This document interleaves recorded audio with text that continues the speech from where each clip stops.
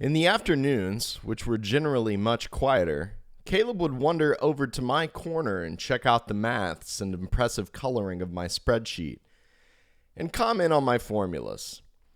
Caleb had an economics degree from Stanford University in America, and, as such, had by far the closest background to myself.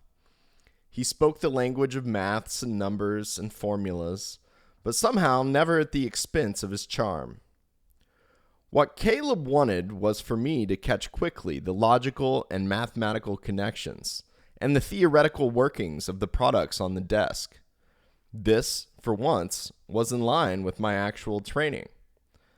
Of all the people that I spoke to on the trading floor, Caleb was the only one that I felt could really see through my "I understand this" face. You felt somehow that he knew what you knew and what you didn't know. You felt that he really knew you. There was one other trader on the desk who saw completely that I didn't know what I was doing, and that was Snoopy. I learned that Snoopy had not come through the traditional graduate scheme, but instead had been hired as a computer programmer, before being quickly promoted to trader by Caleb. This probably explained why he had the constant air of a 16-year-old trying to buy vodka. Snoopy didn't come from a background in finance and economics, and he had not worked on trading floors for long. As a result of this, his mind had not yet become accustomed to the nodding of a hopelessly lost man, and he knew instantly that I hadn't a clue. Fortunately for me, Snoopy had not a clue either. God knows we hadn't come from the same background, Snoopy and I. Snoopy had grown up a world away in a golf club somewhere in the idyllic Oxfordshire countryside, next door to David Cameron. He descended from 17 consecutive generations of well-paid and trusted local doctors, and he had never gone to bed hungry. It showed. Somehow, in spite of our differences, we formed an instant and close bond. I knew that Snoopy knew nothing, and Snoopy knew that I knew nothing. I knew that Snoopy shouldn't have been there, and Snoopy knew that I shouldn't have been there. We both knew, on some deep, instinctive level, that we were surrounded by absolute nutters, and that it was important that they didn't find out. We were stowaways on a pirate ship headed toward buried treasure, and we just needed to hold our nerve until we got there. Maybe, if we stuck around long enough, we could get to that treasure before the rest of these madmen. With the two of us somewhat separate from the rest of the desk in Snoopy's corner, I confided at the end of the very first day that I had sat at some length with both JB and Rupert, and had barely understood a word of what either of them had said. "Listen, mate," said Snoopy, speaking quietly and leaning in conspiratorially. "Don't worry about that, mate. No one understands anything. You see that guy over there?" Snoopy gestured with his thumb over his left shoulder. He was indicating the swarthy, deep-voiced Italian. "That guy's name is Lorenzo De Luca. He's the stupidest guy I ever met. All he does is go out womanizing. I'm not sure he even speaks English. The other day, he turned up to work 3 hours late, and when Caleb asked him why, all he did was shrug and say, 'Swedish New Year.' The guy's a complete idiot, but he still makes millions for the desk. If that guy can do it, anyone can do it.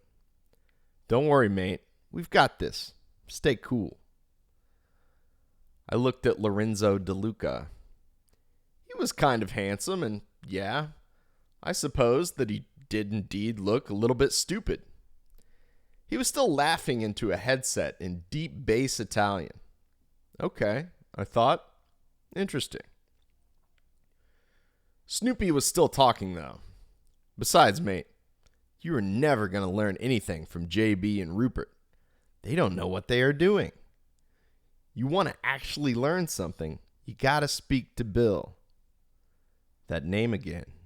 Bill. I looked over at him. He was still the same hobbit-like, ball-like, sitting in his chair, looking out the window with his big brown phone clamped between shoulder and ear. Everybody mentioned Bill, but I hadn't managed to speak to him. Every time I'd approach him, he'd spun his head around like a cat that had been caught licking itself, and I'd quickly walk off in some other direction. Okay, Bill. So here was the plan with Bill.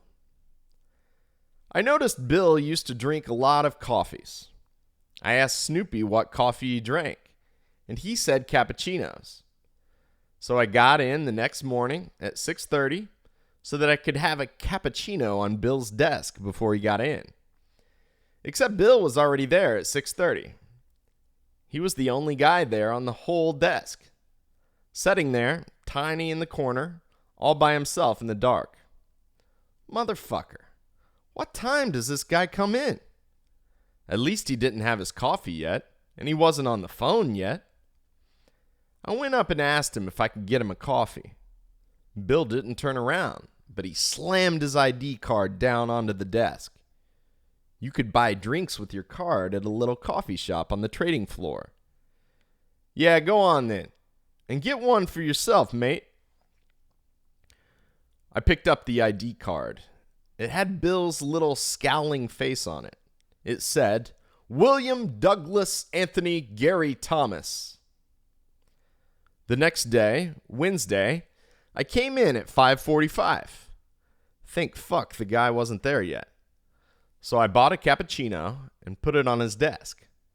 By 6:05, Bill still wasn't there, and the coffee must have been cold. So I threw it away and bought another one.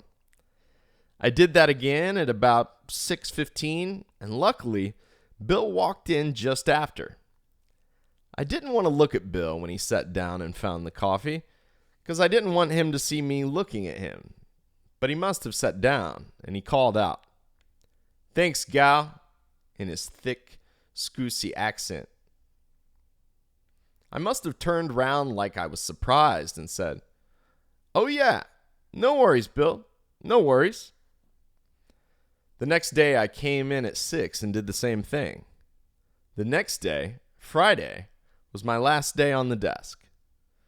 Bill came in already with his own cappuccino. He put it down on my desk as he walked past. Thanks, gal. Come sit with me when you come back. I was in. One more little story about Bill, just so you know him a little, and maybe understand a bit more about why I wanted to impress him so much. Bill was the sterling trader, which meant he was the guy primarily in charge of watching the UK economy. And on my second day on the desk, which was a Tuesday, some data was coming out in the morning about the UK. I can't remember what it was now. Inflation or something? Just before the data was coming out, the guys on the next desk, who were actually sales guys, not traders, although I didn't know that at the time, were having a hell of a time, listening to music and laughing and dancing. That kind of behavior was not unusual. Bill, who, like me, was a good 7 or 8 inches shorter than the average height of the giants on the trading floor, stood up and walked around to the next desk and asked them to turn the music down. They did that, and Bill sat, again, watching and waiting, like a hawk, for the data. The data must have been delayed or something, because after a few minutes, the music was back, and Bill was back round, a little more adamantly, asking for the music to please be turned down. Again, the music was turned down, and again, Bill was intently waiting. After a few minutes, the music was back again. Bill didn't get up. The other desk was exactly opposite Bill, as in, the salesmen were sitting facing him, but they were separated by the 2 huge walls of screens, both Bill's and their own. The wires from all the screens fed down into a central hole in the desk itself between them, as did the wires for the speakers from which the music was played. Bill didn't say anything. He simply opened his desk drawer and pulled out a pair of scissors and used them to snip the speaker's wires. Calm as you like.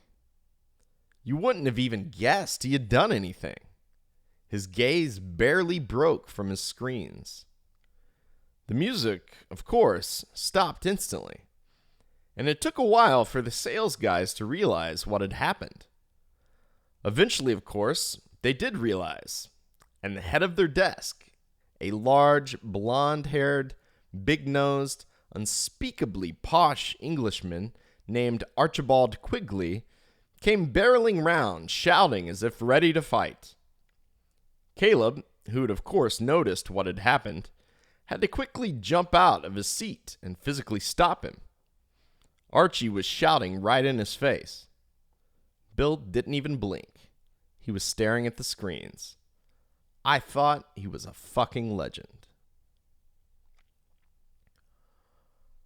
On my last day on the desk, Rupert and Caleb had a surprise for me. The two of them had been taking some sort of bizarre joy in my lunch trips and had been making them more and more complicated each day. They would ask for individual items from different, distant restaurants or peculiar, specific adjustments to be made to their food.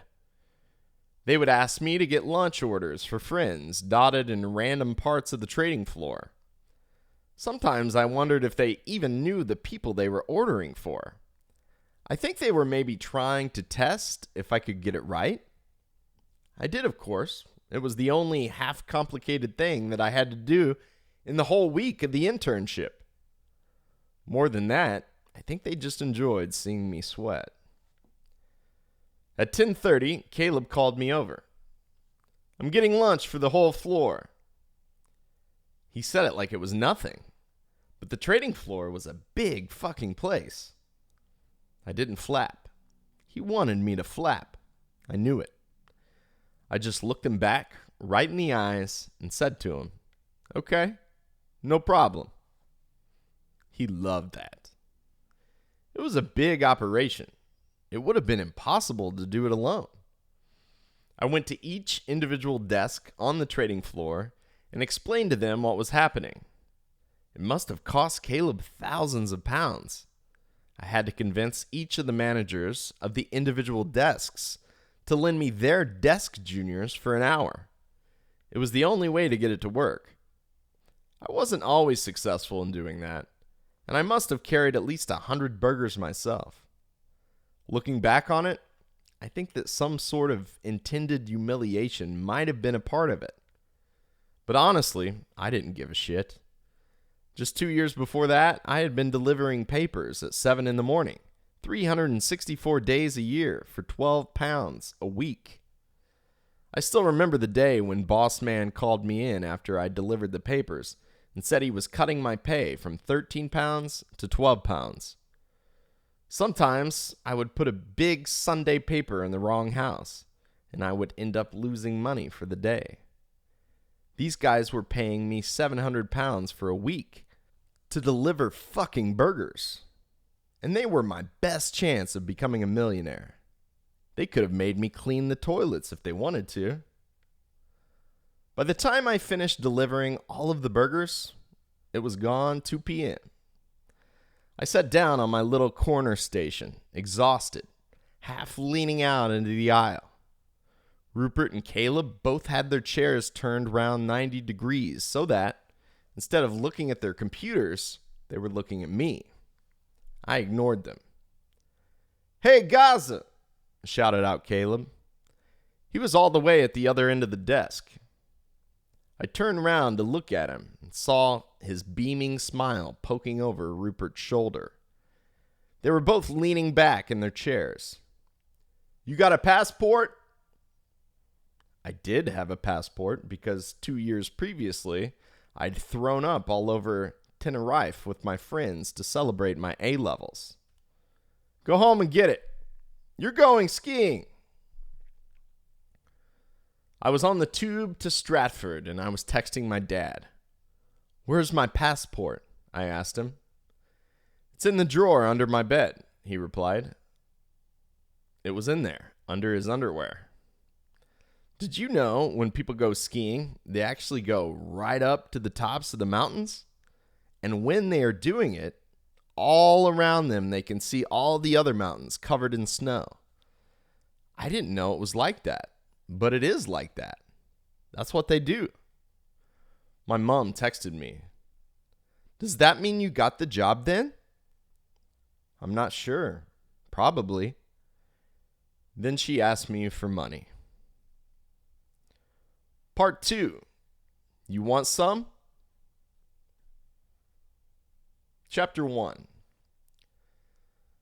That week in March on the Sturt desk got me the summer internship. When I turned up, everybody already knew who I was. I was the kid who'd bought everyone a burger. That little stunt let everybody know Caleb wanted me. And since Caleb wanted me, everyone wanted me.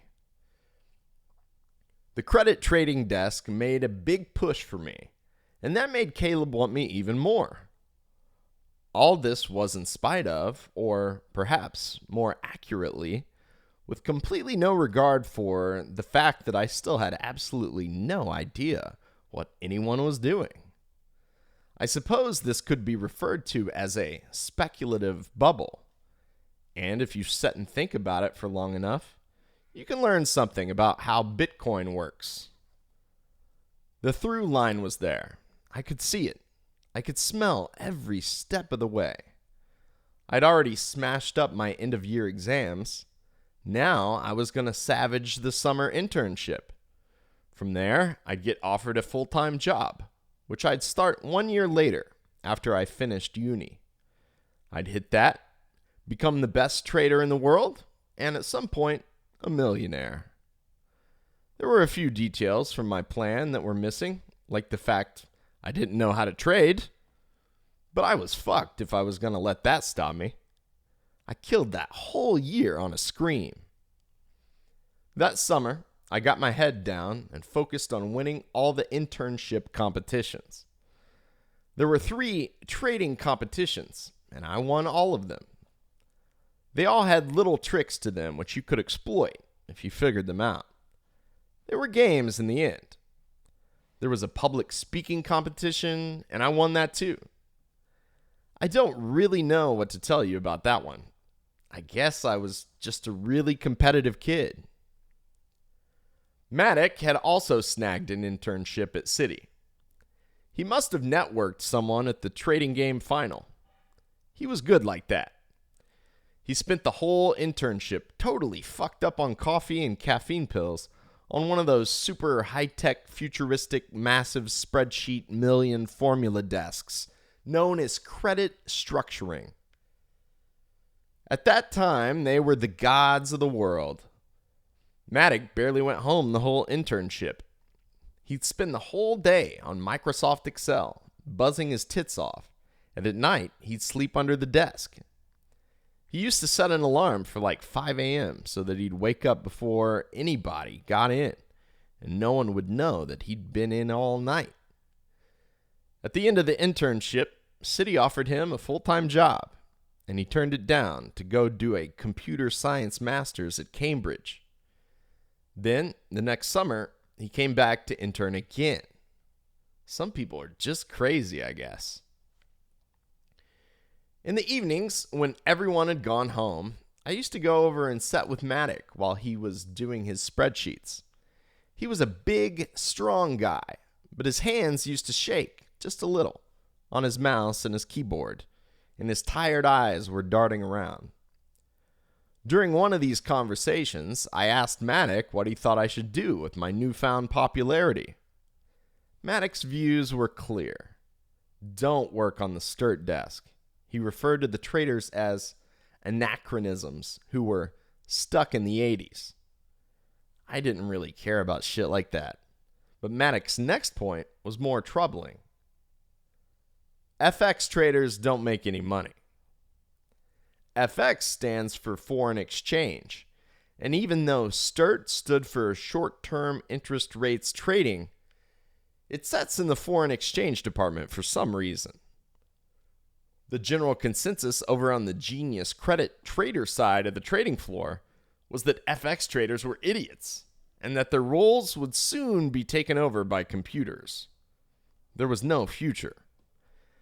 They literally used to refer to the FX traders as monkeys, a nickname which the FX traders gleefully co-opted for themselves.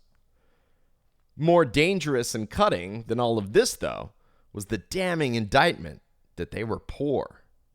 That was the only bit that worried me. In spite of that, though, and for reasons which I honestly probably couldn't tell you, I think at that stage I'd already made up my mind. I used to leave Matic a Red Bull or a coffee after those conversations. Then I'd fuck off and he'd sleep on the floor. Obviously, I got offered a full-time place on the city grad scheme at the end of the internship. That goes without saying. And the Sturt boys kept a close eye on me when I had to go back to LSE to finish off my final year. To a man, each one of them believed that they would have been a professional sportsman were it not for some unfortunate teenage injury or otherwise cruel twist of fate. And my introduction had finally given them access to the numbers needed for a regular football game. No matter how many we were short, I could always pull some kids up from the street back in Ilford who'd be up for a free game and a couple of beers. Football meant that I was seeing most of the Sturt guys every week. The best players were Hongo and, bizarrely, little Scousey Billy, scampering about with his little round belly. You always knew when Rupert was behind you when you were playing. You could hear him growling in your ear. Caleb and Rupert kept an especially close eye on me, and a series of overtures were made over the course of the year. At the time, I assumed they were coordinated, and it was only some time later that I realized the two men had hated each other, and they were more like competitive bids. Rupert got me and some kids from the street to paint his flat in Clapham. Now, I'm not no painter or anything, but he offered to pay us £100 each every day. He paid it to me in 50-pound notes, and I couldn't spend them anywhere. I tried to buy some moisturizer from Boots with 3 consecutive 50s, and in the end, I gave up and went home. Rupert's flat was fucking enormous. It was 3 floors with an entire cinema floor at the bottom. The whole flat didn't have any doors except for the bathrooms. Everywhere else, it was rotating walls. He wanted us to paint the flat white, even though it was already white. Whatever. It's his money, I thought. It must have been about April when Caleb called me in and set me down in a little glass-walled office with a view of all the other little glass-walled offices in the other buildings, over on the other side of the quay. When you get a job offer from a big investment bank nowadays, you don't actually know what role you're going to get. You have to do this big graduate scheme, training, rotation program, where they teach you some nonsense that nobody cares about in some classrooms up on the top floor. And then you spend literally a year and a half rotating around different desks on the trading floor, hoping someone will give you a job. Caleb didn't want me to do that. He wanted me to start straight on the desk. Now, I don't know if he knew that I knew that the desk wasn't a top prospect, but he made me 2 clear offers. Number 1, I could start whenever I wanted. Number 2, I could start trading from day 1. That meant a line on the profit and loss spreadsheet with the clear number next to my name. That's how people get paid, you know. Clear money next to your name. And it usually takes years to get that. Maybe that's why I chose the Sturt desk, despite all the things Matic told me. Maybe, somewhere back then in my boyish, 21-year-old overconfidence, I knew that if they gave me a line on the profit and loss spreadsheet, within years it would be the biggest in the bank. It would have been a correct premonition. Or maybe it wasn't that. Maybe it was Billy's Scousy accent and JB's rugby stories. Maybe it was Rupert's cinema room and his rotating walls. Or maybe it was just the way Caleb looked at me in that little glass box that bright April afternoon, with that huge smile, and the way his eyes glittered like the water that I could see through the window in the quay. My last exam at LSE was MA 303, Chaos and Dynamical Systems. It was on June 26, 2008, which was a Thursday. I told Caleb I'd start on the Monday. I'd need the weekend to buy trousers and shirts. After Caleb spoke to me, Hobbs took me to LA and Las Vegas. One of the traders there got a nosebleed in a limousine on the way to Carmen Electra's birthday party, and I thought that maybe it was because of the altitude or something, so I offered him a tissue. He didn't take it. I was wearing a gray waistcoat from H&M that cost 20 pounds. I was supposed to be studying for my exams. So there was me, 21 years old, with all my hair freshly shaved off, and a new pair of pointy shoes from Topman. Walking into the trading floor on June 30th, 2008, as the youngest trader in the whole city, just 4 days after my last uni exam. I don't know why I shaved all my hair off. It just felt like the right thing to do. I always remember that after my first 1-week internship, a year and a half earlier, I had gathered together all the business cards that I had collected and sent everyone a personalized thank you email. In those emails, among other things, I had included a request for any advice or suggested reading material that might help me in my nascent career. One scary-eyed looking middle-aged Englishman named Clarky had sent me a short, curt reply. All it had said was, "It was nice to meet you, Gary. Don't rush onto the trading floor. Take your time, see the world, enjoy your youth. Once you get in, you'll never get out. All the best, Clarky." Well, I hadn't listened to Clarky. Looking at it now, it seems like much smarter advice than it did at the time. Why didn't I take it? If I try to put myself back into the shoes of me as a 21-year-old, all I can tell you is this. I was hungry. Probably I'd been hungry for a long time. Sleeping on broken mattresses will do that to you. Do you know what I mean? Do you? If you were going to rob a bank and you saw the vault door there, left open, what would you do?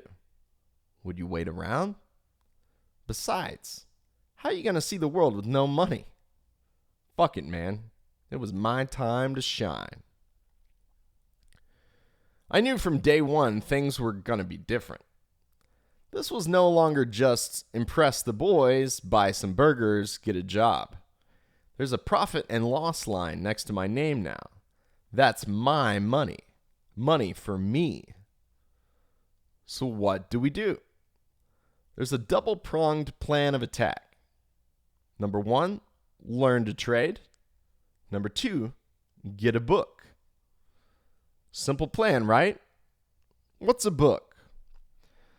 Well, the way the Sturt desk works is that everyone's a trader for FX swaps. If you don't know what an FX swap is, don't worry. At this stage, I didn't really know either. All you need to know is you can trade an FX swap in every currency, and the Sturt desk ran 10 currencies: euros, EUR, British pounds, GBP, Swiss francs, CHF, the 3 Scandinavian currencies, SEK, NOK, DKK, Japanese yen, JPY, and the Australian, New Zealand, and Canadian dollars, AUD, NZD, CAD, all of which were traded against the mighty US dollar, USD.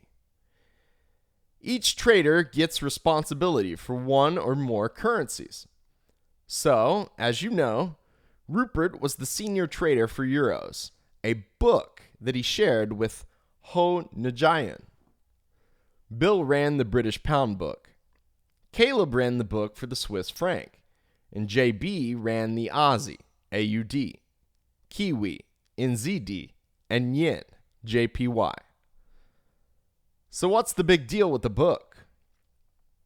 The big deal with the book is when you run a book in a currency, all the customers and all the trades in that currency come directly to you. Why is that good? Well, remember what we learned from the trading game. Anyone can ask anyone for a price at any time, and that person has to make a price with a 2-point spread. For example, 67 to 69, meaning I will buy at 67 or I will sell at 69. Now imagine there's a bunch of outside customers in that game who are willing to trade on a bigger spread.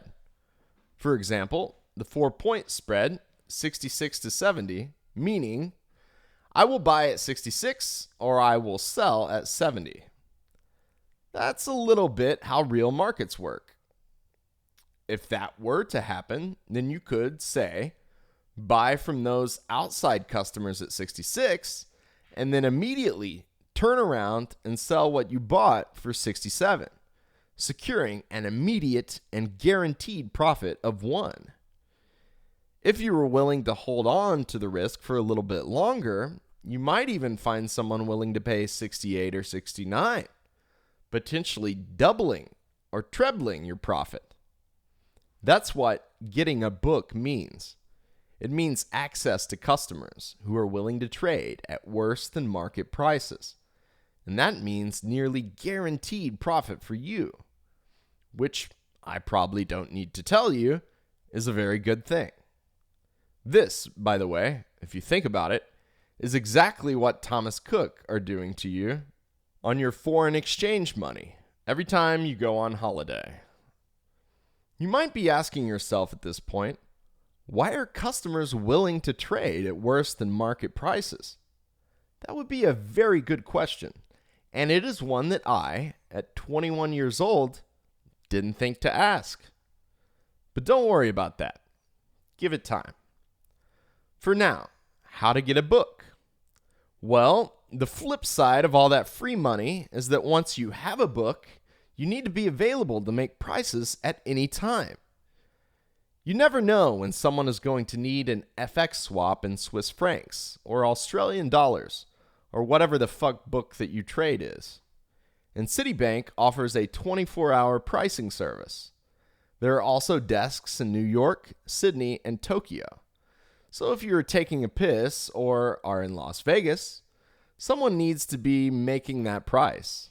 That's why everyone on the desk had an allotted partner whose job was to make the price if they, for whatever reason, were off the desk or otherwise incapacitated. Some traders were incapacitated more often than others, as we'll see. This role is known as cover trader, and it's an important job. If you were off the desk and the cover trader quotes a price in your currency, that trade still goes in your book, not his, and the profit or loss goes to you. As such, as a junior trader, cover trading was a very important role. You could make or lose money for the senior traders on the desk.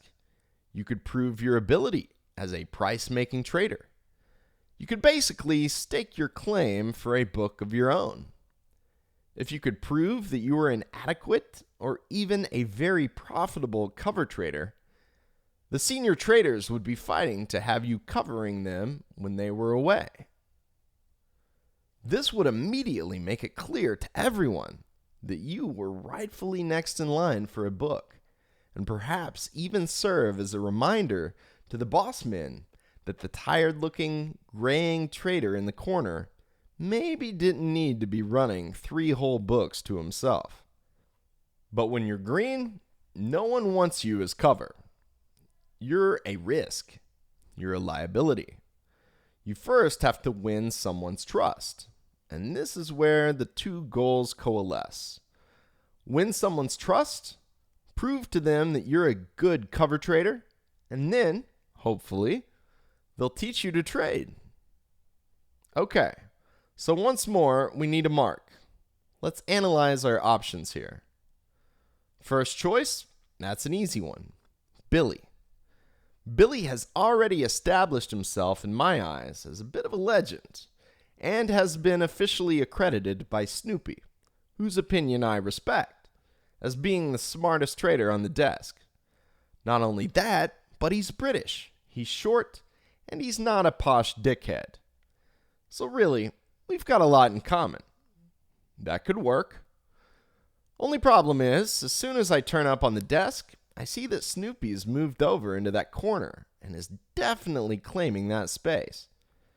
Snoopy's got like a 1.5 years experience and seniority over me. That's going to be a hard one to get. The next two obvious options are Rupert and JB. I've made an impression on both of these guys, and they both seem like they'd be keen to work with me. I could probably get in with either, but there are problems as well. The most obvious being that they both seem kind of insane.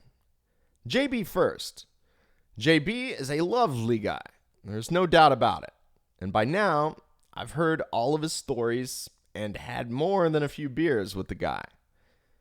I was on this desk for 5 weeks on the summer internship, remember? The problem is he speaks at 1,000,000 miles an hour, and I don't understand a word that he says about trading or anything else. He might not be the best spiritual guide. Not only that, but some youngish Frankenstein-looking trader seems to have been brought over from New York, and he's sitting right next to JB. So that spot could be taken as well. Now that leaves Rupert. The positives are kind of obvious here. Number 1, the dude took me to Las Vegas. Number 2, I painted his bedroom.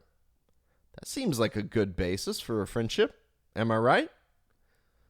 Rupert splits the Audiobook with Hongo, but Hong is already in his 30s, and there seems to be a space for a junior. He's the senior Euro rates trader, which is the biggest trading role on the desk, so he must be a good trader, and he seems to have a sensible, disciplined trading style that could be a good basis from which to learn. On the debit side, he is maybe a psychopath. I've spent enough time with him by this point to know that that definitely is a risk. But nobody's perfect, you know? There was also Caleb, of course. There was always Caleb. But come on, Caleb is the boss man. We can't do that. I ain't no teacher's pet. So I settled on Rupert. Or should I say, Rupert settled on me. See, with Snoopy's moved over into Billy's corner, down by the window, I got put into Snoopy's old seat, far from the window, half spilling out into the aisle. From there, I was a bit separated from most of the traders by the empty station to my left. I don't know why they kept this station permanently empty. Maybe it was as a physical reminder to me, and previously to Snoopy, that the desk junior should know their place. To the left of that empty space was Rupert, who spent the entire first half of my first day completely ignoring me. I didn't get to lunch that day until about 2 p.m., and when I came back, Rupert had moved himself into the empty swivel chair next to mine, and was swinging it about from side to side. That worried me, but I tried to pretend as if nothing was up. I sat down and looked straight forward into my screens, but both of his huge round knees were pointing straight into me, so it was hard to pretend he wasn't there. "Where have you been?" I turned to him as if this was all nonchalant and normal. He was squeezing the fuck out of a neon orange stress ball. "Oh, I just went to get lunch." "What did you eat?" Rupert responded kind of too quickly before I'd managed to get my question mark out. It was like sausage and beans and tomato." Where did you get that? I got it from the canteen downstairs. Rupert did that thing again where he was just silent and looking at me for way too long. And it would have been awkward for everyone in the situation, except it was only just me and him there. I've worked on this desk for 12 years, and I've never even once gone to that canteen. We eat on the desk. Then he just kept on looking at me for ages, and I didn't really know what to say. You know, only just 2 months before this, me and Rupert had been standing by a swimming pool on a warm and dark evening at Jay-Z's after party in LA. And Rupert had been asking a pretty girl in a yellow bikini what her Chinese zodiac sign was. Rupert was a tiger, by the way. So was I. I can't remember what the girl was. Okay, I thought. So that's how it's gonna be, yeah? No problem. This was not an isolated incident. In my first few days, during which I spent most of my time trying to install software programs on my computer and talking to a guy named Jimmy John in Bangalore on the phone, Rupert picked up a habit of grabbing me suddenly, firmly, and directly from behind by both shoulders and shouting things out like, "What is UK consumer confidence?" Or, "What's the US services PMI?" I knew the correct answer, of course, was, "I don't know." But horribly, unfortunately, that turned out to no longer be an adequate reply. "That's not good enough anymore, Gary. You're a traitor now. You have to know." This was distressing for a couple of reasons. Firstly, the "I don't know" strategy had been so phenomenally successful throughout my internship that parting with it felt like losing a leg. And secondly, I didn't even really know what PMI stood for. 3-letter acronyms have always been a weakness of mine. At one point, I physically grabbed and raised from my seat during another long-distance phone call, I, in my panic, hazarded another strategy and hastily shouted something like 47.1 as a guess. The response to this could fairly have been described as no less than righteous fury. And, given that the number shouted was both incorrect and made up, never a good combination at the best of times. I suppose, even in hindsight, that was probably fair. For the sake of my nervous system, I did 2 things. The first thing was, I snuck over to Snoopy and asked him what the fuck a PMI was, and how I was supposed to know its exact number on any given day. Snoopy showed me an economic release calendar, which is a full list of all the economic data released all over the world on every single day, and the exact time of the release. The amount of data points on any given day is enormous, often more than 50 or 60, although they are generally released all at the same time for any given country, which means that there would normally only be 3 or 4 significant times in each day when data would come out. From then on, every day, the first thing I would do every morning was check the times of all the data releases and set a load of alarms on my little Nokia mobile phone for 5 minutes before. After that, I never got a number wrong. And after a couple of weeks, Rupert stopped grabbing me. That was a relief. I never stopped setting those alarms, though, every single weekday for 3 whole years after that. But then, I didn't give a fuck about data releases, and no one would have dared grab me anyway.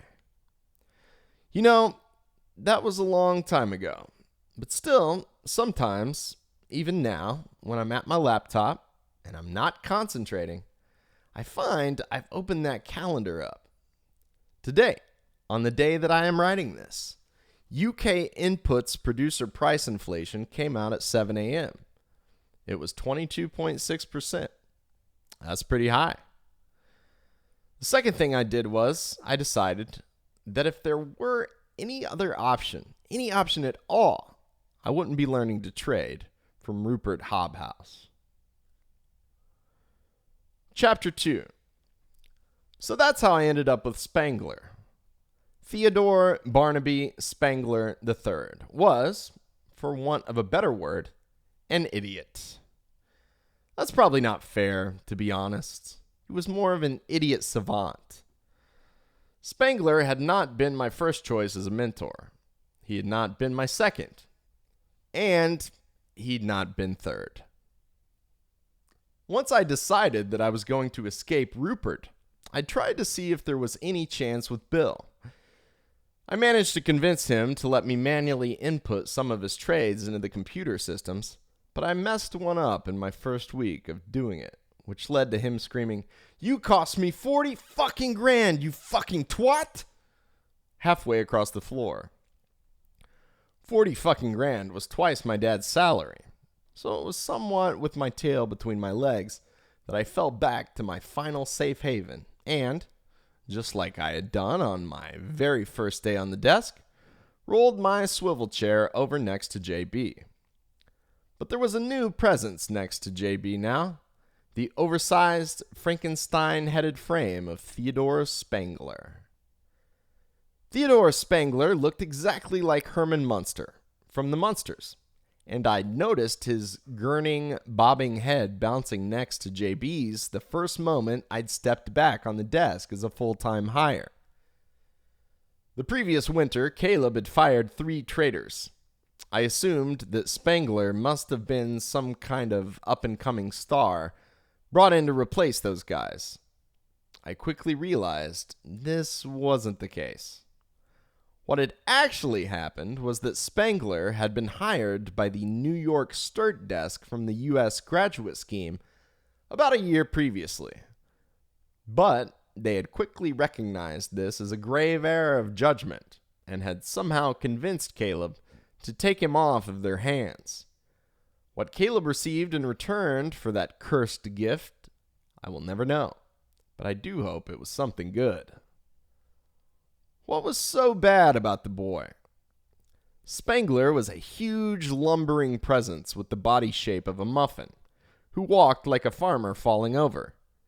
He would cascade onto the desk every morning at exactly 7:29 a.m., which was precisely 1 minute before being officially late. Upon falling into his seat, he would invariably flip up one of the little switches on his speaker box and call out to one of his brokers.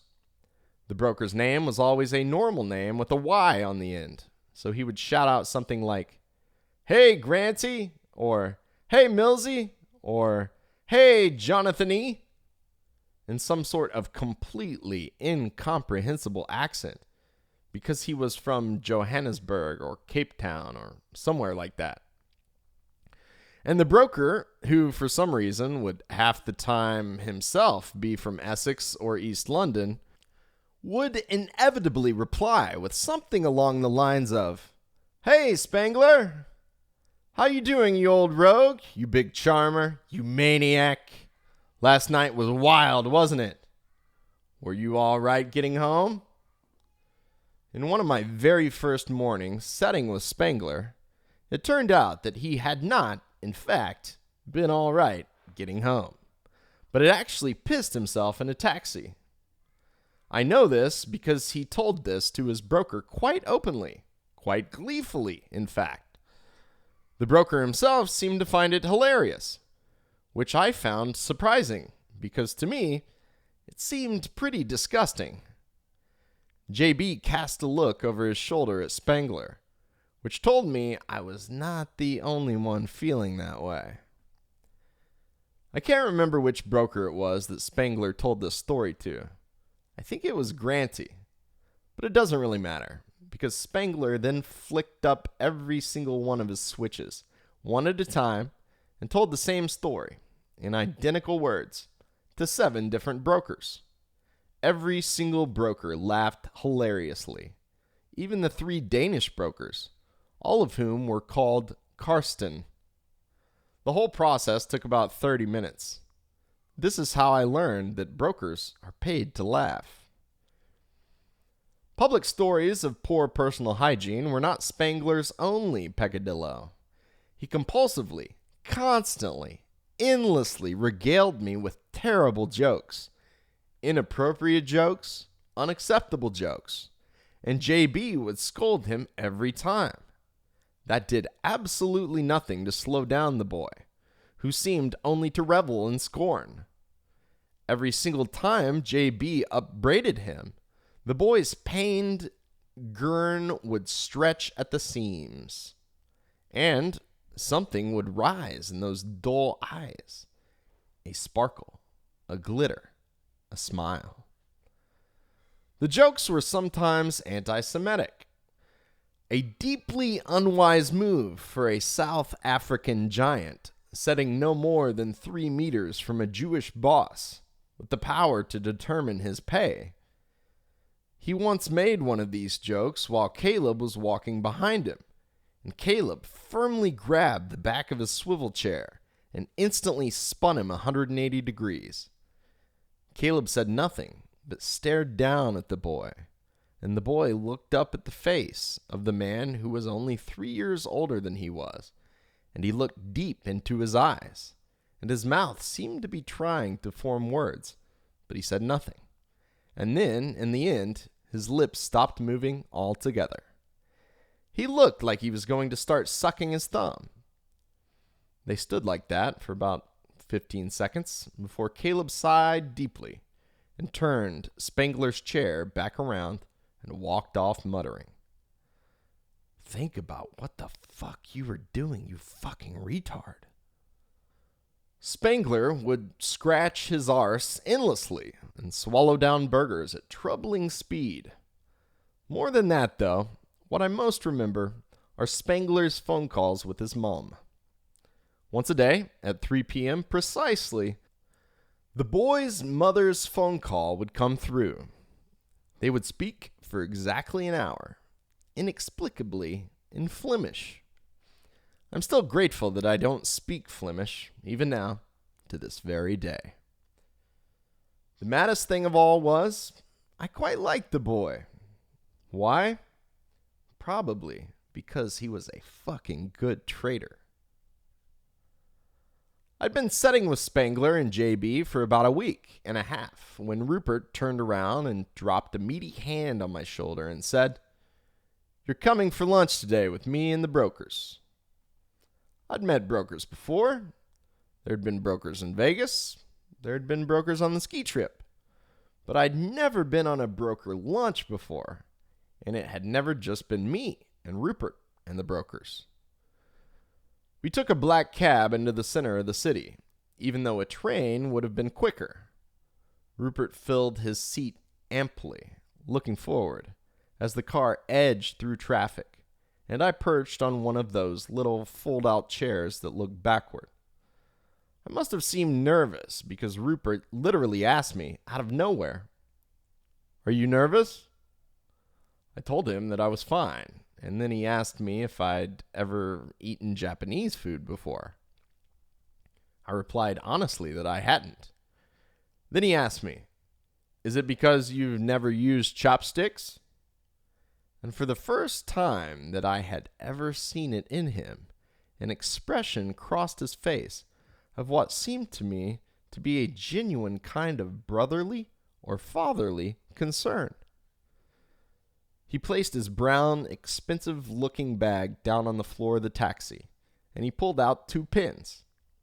"Look," he said to me, "you place your little finger and your ring finger like this." And he squashed his 2 fat fingers together, and he showed me. "This creates a little crease between the 2 fingers, here, you see? And you can place the first stick into that cradle, like this, and then you can hold it there with the base of your thumb." And he did that with one of the pins. "That leaves the tip of your thumb and your other 2 fingers free to hold the other stick," he said, flexing his fingers. "And then you can use the 2 sticks to pick things up." and he used the tips of the 2 pins to pinch the flesh of my left hand. Here, he gave the pins to me. You try. And I tried to do it, and I dropped both the pins to the floor, and Rupert smiled. Rupert didn't know it, but the actual reason for my anxiety was that I had no idea how much the restaurant was going to cost.